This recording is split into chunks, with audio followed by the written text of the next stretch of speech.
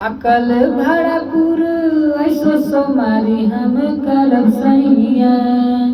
भाकल भरपूर ऐसो सोमारी हम करब सैया।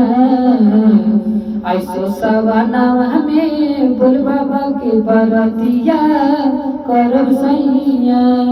ऐसो सवनावा में भोल बाबा के बरतिया करब सैया।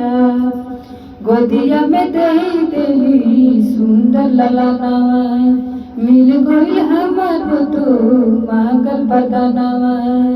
झोपड़ी से बन गइल पाका के मकानावा, पूरा करी देली हमरो बाबा सपनावा।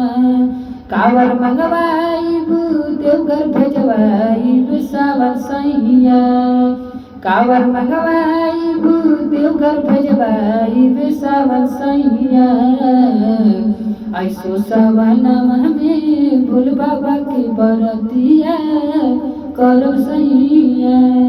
ऐसो सवनावा में भोल बाबा के बरतिया करब सैया।